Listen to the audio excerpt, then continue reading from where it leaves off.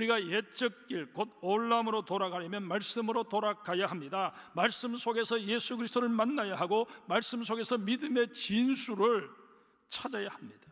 말씀 속에서 은혜를 체험하며 그 은혜에 보답하고자 하나님께 영광을 돌리는 삶을 결단할 수 있어야 합니다. 이에 성경 66권 중에서 153개의 성경 구절들을 선별해서 살펴보는 가운데 말씀을 통해 들려주신 하나님의 음성을, 하나님의 메시지를 듣고자 합니다. 이제 153개의 성경 본문 가운데 첫 번째 본문인 창세기 1장 1절부터 5절까지의 말씀을 한번 보겠습니다. 성경의 제일 첫 번째 부분인 오늘 본문은 태초에 하나님이 천지를 창조하셨다라는 말로 시작합니다. 히브리어 원어로는 베레시트 바라 엘로힘 에트 하 샤마임 벳 하아레츠입니다. 창세기 1장 1절은 성경 전체의 뿌리인 만큼 정말 이 1장 1절만큼은 히브리어 원어로 처음 성경이 기록된 그 언어로 외울 수 있으면 좋겠다 하는 생각을 가집니다. 그런데 이 히브리어라고 하는 게 우리에게는 전혀 생소한 언어인 관계로 문장 전체를 외우기가 쉽지 않을 것입니다. 그런 까닭에 주어 동사만 따로 딱 떼어내어서 바라 엘로힘, 하나님이 창조하셨다라는 이 말만이라도 경구처럼 외우셨으면 좋겠다 하는 생각을 가집니다. 사실 기독교 신앙의 출발점은 창조 신앙입니다. 살다 보면 내가 하나님의 창조물이라는 사실을 잊어버린 채 그저 세상의 이런저런 좀 힘들고 어려운 과정, 또 내가 원했던 게 성취되지 못하는 그런 어떤 아픔 속에서 자격지심을 느끼기도 하고 때로는 낙심하고 절망할 때가 없지 않아 있습니다. 그럴 때 거울을 바라보면서 거울에 비친 그 나의 모습을 바라보며 바라 엘로힘, 하나님이 창조하셨다, 하나님이 너를 창조해 주셨는데 왜 이렇게 의기소침해 있느냐, 그럴 필요가 없지 않느냐, 너는 하나님의 걸작이야, 다시 용기를 내. 그리고 여러분 으쌰으쌰 할 수 있다면 이보다 더 귀한 일이 어디에 있겠습니까? 우리가 세상을 살다 보면 또 인간관계도 많은 문제가 생길 수 있습니다. 부부라고 해서 항상 좋은 것만은 아니지 않습니까? 때로는 남편이 꼴도 보기 싫을 때가 없지 않아 있을 것이고, 아내의 잔소리에 짜증이 나서 훌쩍 멀리 떠나버리고 싶은 그런 충동을 느낄 때도 없지 않아 있을 것입니다. 그런 때에도 남편을 바라보며 아내를 바라보며 바라 엘로힘, 하나님이 창조하셨다, 내 아내를, 내 남편을 하나님이 창조해 주셨다, 그렇게 생각하고 바라보게 되면 격해졌던 감정이 누그러지면서 정말 모든 섭섭했던 것들이 풀려지는 그런 은혜를 누리게 될 것입니다. 성도들의 관계도 마찬가지고 직장의 동료와도 마찬가지고 이웃과의 관계도 마찬가지입니다. 여러분, 우리가 상대방에 대해서 하나님이 창조하셨다 하는 이 인식을 하지 못하기 때문에 자꾸 그 사람에 대해서 미움의 감정, 하나님이 원치 않는 그런 생각들을 품게 되고 마는 것입니다. 그러면 성경의 첫 구절이자 모든 성경의 기초인 창세기 1장 1절의 말씀을 우리 좀 더 깊이 한번 살펴봅시다. 성경은 하나님이 어떻게 존재하시게 되셨는지 전혀 언급하지 않습니다. 또한 하나님께서 왜 느닷없이 천지를 창조하셨는지, 하나님께서 천지를 창조하시기 이전에는 이 세상이 어떤 상태였는지, 창조 이전에는 하나님께서 뭘 하고 계셨는지 전혀 설명하지 않습니다. 왜 그럴까요? 한마디로 설명할 필요가 없기 때문이었습니다. 이것을 독일어로 졸렌이라고 합니다. 당위라고 해석할 수 있습니다. 너무나 당연해서 굳이 설명할 필요가 없는 경우를 일컬을 때 이 졸렌이라고 하는 단어를 쓴다는 거예요. 하나님의 존재는 굳이 설명할 이유도 필요도 없기에 다 생략해버린 채 곧바로 태초에 하나님이 천지를 창조하셨느니라, 아예 선언적인 진술로 성경을 시작하고 있는 것입니다. 하나님께서 천지를 창조하신 때가 언제라고요? 베레시트, 태초입니다. 태초라고 하는 이 말은 시간의 첫 시작을 알리는 말로서 이전에는 시간의 개념이 없었음을 의미합니다. 하나님께서는 아무것도 없는 무의 상태에서 먼저 시간과 공간을 만드셨습니다. 그리고 그 자리를 하나둘씩 채우셨습니다. 역대상 29장 11절을 한번 볼까요? 다윗이 이렇게 노래합니다. 여호와여, 위대하심과 권능과 영광과 승리와 위엄이 다 주께 속하여 사오니 천지에 있는 것이 다 주의 것이로소이다. 여호와여, 주권도 주께 속하여 사오니 주는 높으사 만물의 머리이심이니이다. 우주 만물을 만드셔서 시공간을 채우신 분이 여호와 하나님이시기에 어제, 오늘, 그리고 장래에도 이 지구상에 존재하는 것들은 물론이거니와 우주 공간 전체가 다 하나님의 것이요 하나님의 주권 아래 있음을 선포하고 있는 것입니다. 심지어 우리가 눈으로 볼 수 없는 것들 것까지 모두 하나님이 지으셨기에 하나님의 소유요 하나님의 주권 아래 있음을 선포합니다. 아울러 다윗은 자신이 성전 건축을 위해서 마련한 엄청난 양의 금은 폐물과 모든 자재들 역시 본래 하나님의 것이었음을 고백합니다. 역대상 29장 14절을 제가 계속 읽어드리겠습니다. 나와 내 백성이 무엇이기에 이처럼 즐거운 마음으로 드릴 힘이 있었나이까? 모든 것이 주께로 말미암아 싸우니 우리가 주의 손에서 받은 것으로 주께 드렸을 뿐이니이다. 여러분, 우리가 가진 것 중에 다른 것은 몰라도 정말 이것만은 내가 수고해서 얻은 것이다, 그렇게 감히 말할 수 있는 게 있을까요? 아무것도 없습니다. 이런 연고로 태초에 하나님이 천지를 창조하셨느니라 라는 이 진술은 모든 것이 하나님께로부터 시작되었기에 모든 것이 하나님의 주권 아래 있을 뿐만 아니라 하나님의 것임을 명백하게 밝히는 일종의 선언문입니다. 시간도 한번 볼까요? 전도서 3장 11절을 제가 읽습니다. 하나님이 모든 것을 지으시되 때를 따라 아름답게 하셨고 또 사람들에게는 영혼을 사모하는 마음을 주셨느니라. 그러나 하나님이 하시는 일의 시종을 사람으로 측량할 수 없게 하셨도다. 앞서 말씀드린 대로 모든 것을 시작하신 분이 하나님이십니다. 모든 것을 시작하셨기에 모든 것을 끝내실 수 있는 분도 하나님이십니다. 그리고 시작과 마지막 사이에 시간 개념이 존재하도록 섭리하신 분도 하나님이십니다.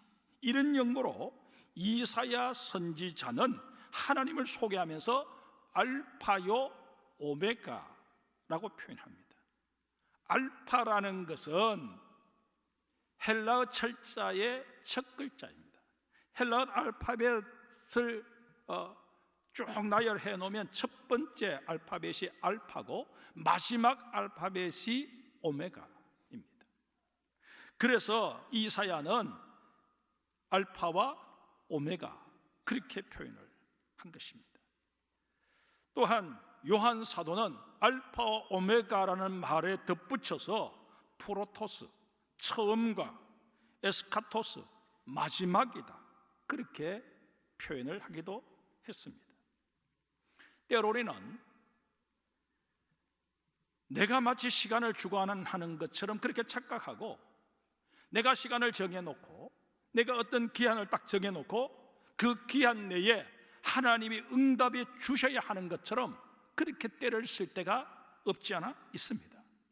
그리고 내가 정해놓은 그때에 하나님이 응답하여 주시지 않으시면 하나님 향해 불평과 원망을 털어놓습니다. 심지어 하나님이 있느니 없느니 의심하기까지 합니다. 어떤 경우에는 악한 자들이 떵떵거리며 살아가는 그런 세상을 보면서 이럴 바에 차라리 종말이 왔으면 좋겠다고, 마치 내가 세상을 끝낼 수 있는 존재인 양 그렇게 착각할 때가 없지 않아 있다는 것입니다. 그러나 여러분, 이렇게 불평하는 우리에게 주님은 말씀하십니다. 베드로 후서 3장 9절입니다. 주의 약속은 어떤 이들이 더디다고 생각하는 것 같이 더딘 것이 아니라 오직 주께서는 너희를 대하여 오래 참으사 아무도 멸망하지 아니하고 다 회개하기에 이르기를 원하시느니라. 하나님께서는 모든 시간을 주관하시되 우리를 구원하는 일에 모든 시간에 초점을 맞추십니다. 그러기에 여러분과 제가 해야 할 일은 불평이 아니라 나를 포함해서 한 사람이라도 더 구원하시기를 원하시는 이 하나님의 사랑, 이 하나님의 배려에 감사하고 찬양하는 일일 것입니다. 하나님의 창조는 크게 세 가지 측면에서 정리할 수 있습니다. 첫째로 무로부터의 창조입니다. 창세기 1장 1절을 다시 읽겠습니다. 태초에 하나님이 천지를 창조하시니라. 앞서도 말씀드렸지만 태초, 베레시트는 시간도 공간도 존재하지 않는 상태를 말하는 것이기에 시공간의 세계가 다 만들어진 후에 비로소 만들어진 우리 인간들로서는 그 이전의 상태가 어떠했을지 짐작조차 할 수 없습니다. 그런 까닭에 단지 창조 이전의 상태를 없을 무자를 써서 그렇게 무의 세계였다고 그렇게 표현할 뿐입니다. 하나님께서는 이 무의 상태에서 하샤마임 하늘과 하아레츠 땅을 만드셨습니다. 근데 여러분, 여기서 우리가 또 분명히 알아야 할 것은 이 하샤마임이나 하아레츠는 지금 우리가 생각하는 하늘이나 땅의 개념과는 아예 다릅니다. 달리 표현할 방법이 없어서 하나님이 천지를 지으셨다, 하늘과 땅을 지으셨다, 그렇게 표현하고 있을 뿐이지 사실상 이 땅은 지금 우리가 발 디디고 사는 이 땅도 아니고 우리가 바라보는 하늘도 아닙니다. 하나님의 창조 행위가 가능하도록 밑바탕을 먼저 만드셨다 하는 그런 의미에서 우리 인간이 가지고 있는 그 밑바탕이라고 하는 게 결국 땅이고 하늘이다 하는 그런 생각에서 하나님께서 천지를 만드셨다 그렇게 표현하고 있을 뿐입니다. 그러기에 엄밀한 의미에서 이 표현을 우리가 조정한다면 하나님은 시간과 공간을 만드셨다 그렇게 말하는 게 더 정확할 것입니다.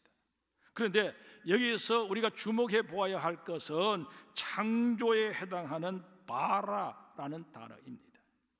이 단어에는 잘라낸다라는 뜻이 담겨 있습니다. 하나님께서는 하나님의 것, 곧 하나님의 그 영원한 세계의 일부를 잘라내셔서 그것으로 우리를 위한 세계를 만드셨다라는 그런 개념입니다.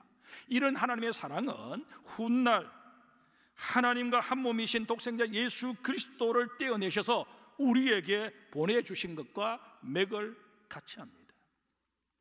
이렇게 볼 때 태초에 하나님이 천지를 창조하시니라 라는 이 말씀에 온전히 아멘할 수 있으면 성경의 기록 가운데 아멘하지 못할 내용이 아무것도 없습니다.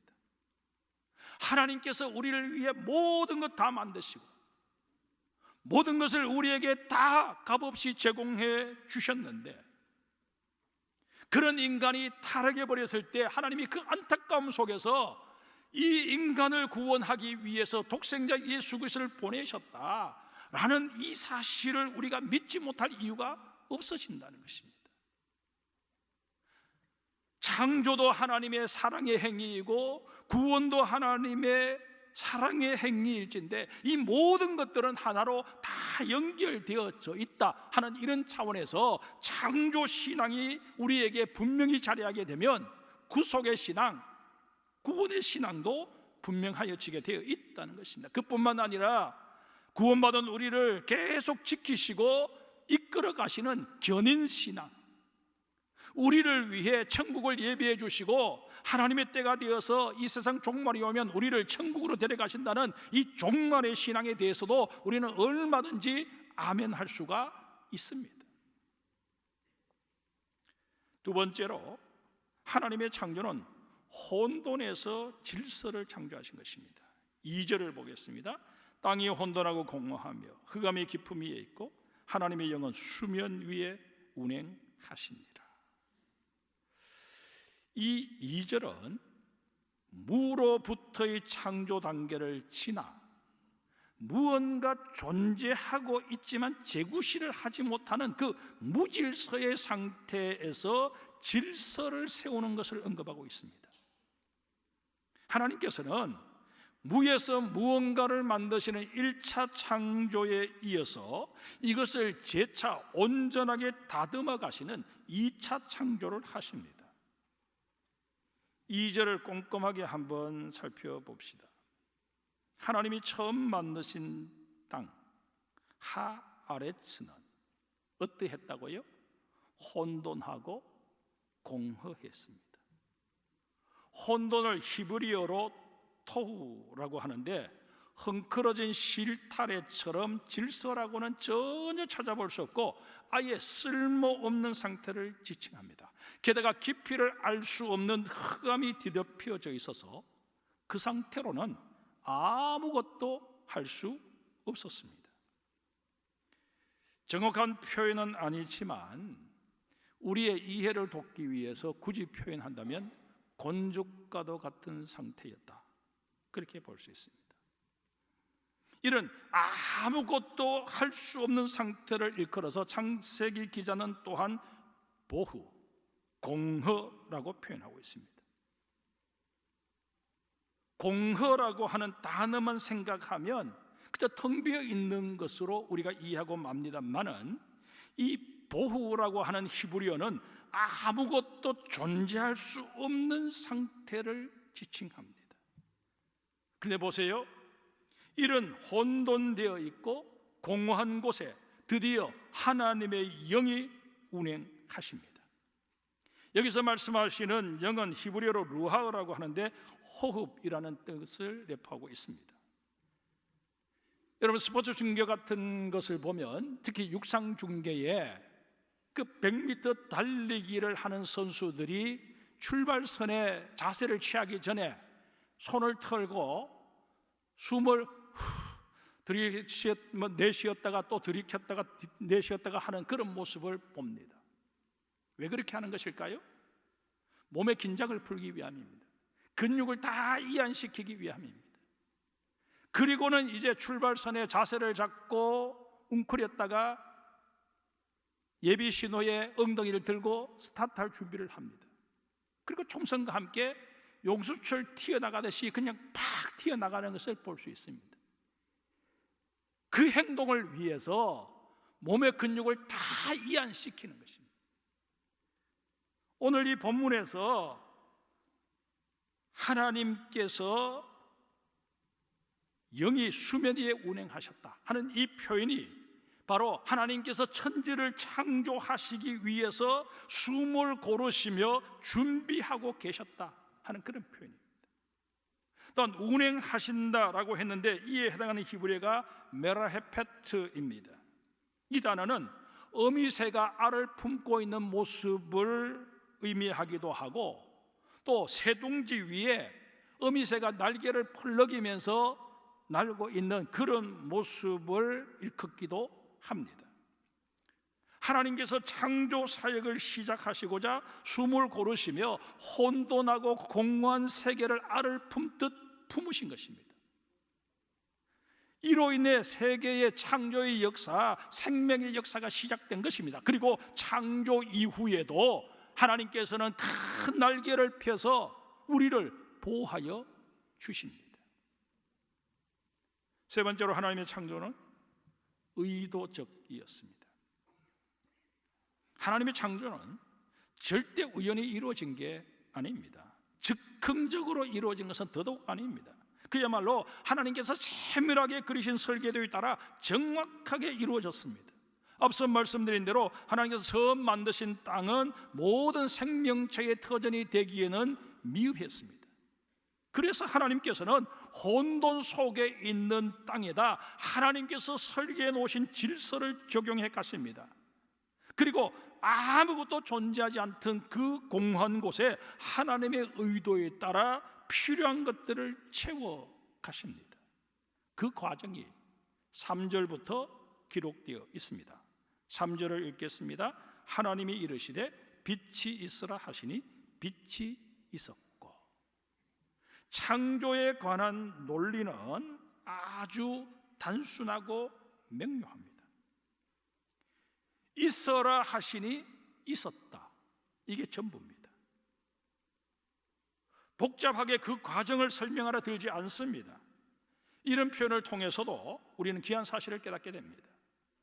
하나님께서 그 뜻하신 바를 이루어 가심에 있어서 거침이 없으시다는 것입니다. 또한 7절, 9절, 11절, 14절, 24절, 30절에 보면 그대로 되었다라는 표현이 나옵니다. 그 어떤 존재도 하나님의 말씀에 반대하거나 수정을 요구할 수 없음을 분명히 밝히고 있는 부분입니다. 우리가 하나님을 향해서 하나님, 나를 왜 이렇게 만드셨습니까? 나는 왜 키가 좀 크게 만들어 주시지 않으시고 왜 이렇게 키가 작게 만드셨습니까? 나는 눈을 좀 크게 만들어 주시지 왜 이렇게 눈이 작도록 만드셨습니까? 그렇게 말할 수 없다는 것입니다. 세속적 가치관, 곧 물신주의, 세속주의, 쾌락주의, 이기주의, 탈근대주의 같은 잘못된 세상 풍조에 휩쓸려서 떠내려가는 그런 인생을 살지 말고 오직 그리스도, 오직 믿음, 오직 은혜, 오직 성경, 오직 하나님께 영광 돌리는 그런 성경적 가치관에 철저하게 이끌림을 받는 그런 인생을 살라고 요구하고 있는 것입니다. 말씀을 맺습니다. 우주 만물은 하나님으로부터 창조되었습니다.